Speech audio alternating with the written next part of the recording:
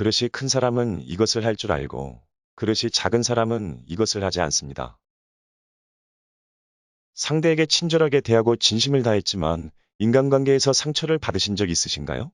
열심히 일한 만큼 결과가 따라주지 않아 실망한 적이 있으신가요? 배운 것을 충분히 익혔다고 생각했지만 기대와는 다른 시험 결과에 좌절한 적 있으신가요? 열심히 노력했지만 성장과 발전이 없는 경우가 있습니다. 오늘은 이런 상황을 해결하는데 큰 도움이 될 수 있는 한 가지 지혜에 대해 이야기해 보려 합니다. 그리고 이것을 실천하는 방법에 대해서도 짧게 이야기해 보겠습니다. 영상을 끝까지 시청해 주시기 바랍니다. 그릇이 큰 사람들은 알지만 작은 사람들이 모르는 것은 무엇일까요? 여러 가지 답이 있겠지만 오늘은 자기 객관화에 대해 이야기해 보려 합니다. 이미 알고 있는 내용이라고 가볍게 넘어가시는 분도 있겠지만 알고 있으면서도 가장 실천이 어려운 것이 바로 자기 객관화가 아닐까 합니다. 김옥희 교수님의 인간관계론을 참고하여 자기 객관화의 정의를 살펴볼 수 있습니다. 자기 객관화란 있는 그대로의 자신, 자기가 바라는 자신, 남들이 보는 자신을 구별하여 그 차이를 이해하는 것을 말합니다. 이 차이가 존재하는지를 알고 있느냐에 따라 자기 객관화 능력이 결정됩니다. 간단한 예를 들어보겠습니다. 본인이 항상 상대가 원하는 것을 아낌없이 준다고 생각하는 A라는 사람이 있습니다. 하지만 사람들은 A를 전혀 그렇지 않은 사람이라고 생각합니다. 원만하지 않은 인간관계로 고민하며 결국 A는 이렇게 말합니다.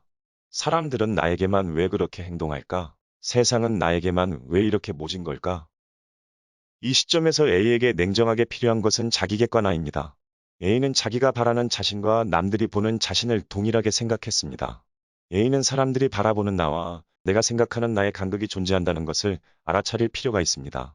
A는 스스로에게 냉정한 질문을 던지는 것이 필요합니다. 문제의 원인을 외부가 아닌 나에게서 찾으려는 노력이 필요합니다. 앞서 살펴본 자기 객관화의 정의와 사례를 인간관계에 초점을 맞춘 설명으로 이해하실 수 있습니다. 인간관계뿐 아니라 자기 객관화는 지식과 감정 등 나와 관련된 삶의 영역 전반에 적용이 가능한 개념입니다. 소크라테스와 공자 또한 지식과 배움에 대해 자기 객관화와 비슷한 개념을 이야기했습니다. 철학자 소크라테스가 남긴 유명한 말로 내 자신을 알라 라는 말이 있습니다. 이것을 무지의치라고 하는데 어떤 것에 대하여 모르고 있다는 사실 자체를 자각한다는 의미입니다. 논어에서도 유명한 구절이 있습니다. 지지위 지지, 부지위 부지, 시지야. 아는 것을 안다고 하고 모르는 것을 모른다고 하는 것이 진정으로 아는 것이다. 두 가지 모두 본인이 잘 알고 있다고 생각하는 사람들에게 어설픈 지식의 위험성을 경계하라는 의미로 이해할 수 있습니다. 공부를 잘하는 친구들을 보면 본인이 약한 부분이 무엇인지를 정확하게 알고 있습니다. 그리고 그 점을 보완하기 위해 노력하고 점검하는 과정을 반복합니다. 지식과 배움의 과정에서 자기 객관화를 잘 적용하는 사례라고 볼 수 있습니다. 이 밖에도 불교의 알아차림, 학습의 영역에서 자주 언급되는 메타인지가 자기 객관화와 관련된 개념들입니다. 각각의 정확한 개념과 접근하는 방식과 분야는 다르겠지만 제가 생각한 이 개념들의 공통점은 삼자의 입장에서 스스로에게 솔직하게 질문을 던지는 과정이라고 생각합니다. 나는 왜 항상 제자리 걸음일까? 내가 알고 있는 것을 나는 제대로 알고 있을까? 실천이 아닌 지식의 상태로만 머물러 있는 걸까? 나는 제대로 행동하고 실천하고 있을까? 내가 당연하다고 생각했던 관계를 다시 재정의해 볼 필요가 있을까? 상대방은 나를 어떻게 생각할까? 나는 내 감정이 지금 어떤지 정확하게 알고 있는가? 나는 내 감정에 솔직한가? 내 감정의 원인을 나는 제대로 알고 있을까? 이처럼 자기 객관화는 삶의 문제에 해답을 찾기 위해 스스로에게 질문을 냉정하고 솔직하게 던지는 과정입니다. 그릇이 큰 사람은 끊임없이 자기 객관화를 할 줄 아는 사람입니다. 본인이 생각하는 자신과 타인이 생각하는 자신의 차이를 구별하고 그 차이를 좁히려는 노력을 하기 때문에 보다 원만한 인간관계를 맺습니다. 그 결과 타인에게 진정성이 있는 사람, 포용력이 있고 겸손한 사람, 그리고 그릇이 큰 사람이라는 인정을 받게 됩니다. 원하는 목표와 꿈에 대해서도 냉정하게 스스로의 위치를 평가합니다. 현재의 상황을 누구보다 냉철하게 분석하고 현재 자신이 할 수 없는 것과 할 수 있는 것의 차이를 구별할 줄 압니다. 그리고 자신이 할 수 있는 것과 개선시켜 나가야 할 것에 시간과 노력을 쏟아붓고 마침내 원하는 결과를 달성합니다. 자기 객관화는 지식이라기보다 마음가짐, 삶의 태도와 가까운 것 같습니다. 한 번에 기억하는 지식이 아닌 지속적인 노력이 필요하기 때문입니다. 실천하기 어렵지만 우리의 삶을 잘 살아내는데 반드시 필요한 지혜, 자기 객관화 능력을 기르는데 도움이 될 수 있는 방법 3가지를 제시해 보려고 합니다. 1. 독서.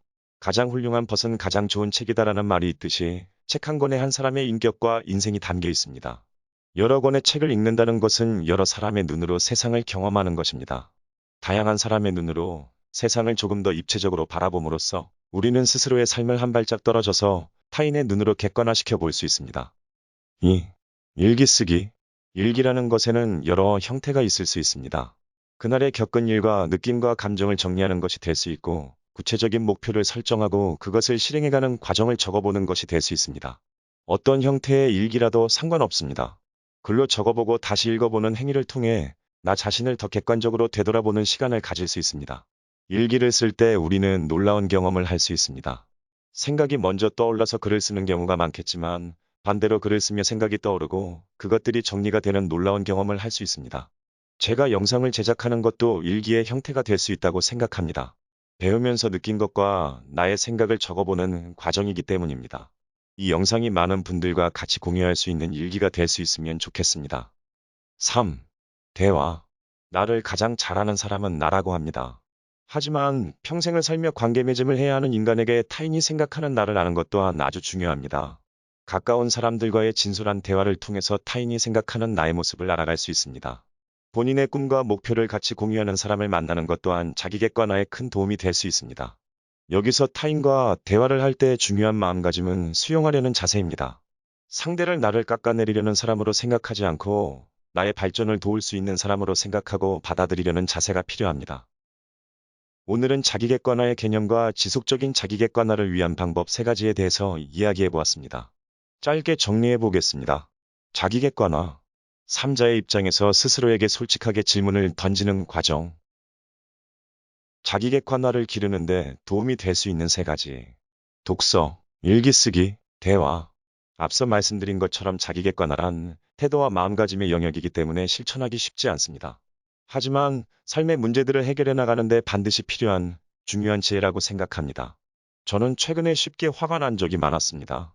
자기객관화라는 주제를 다루면서 저의 감정에 대해 객관적으로 바라보는 연습을 했습니다. 해내고 싶은 것들이 많아 마음은 급하지만 부족한 능력으로 인해 아쉬운 결과들로 마음이 상하고 그리고 그것을 화나는 감정으로 표출한다는 생각을 했습니다.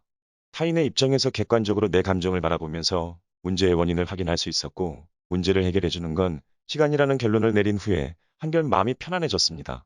그리고 자기객관화를 위한 방법으로 더 꾸준히 책을 읽어야겠다고 마음을 다잡을 수 있었습니다. 여러분도 자기객관화를 통해 삶의 문제들을 차근차근 지혜롭게 해결해 나가시는 건 어떨까요? 자기객관화를 실천하는 본인만의 특별한 방법이 있으시다면 댓글로 같이 공유해 보시는 건 어떨까요? 오늘도 부족한 내용을 끝까지 시청해 주셔서 감사합니다. 다음 영상에도 마음가짐과 인간관계, 그리고 삶의 지혜와 실천적인 지식에 관한 내용으로 찾아뵙겠습니다.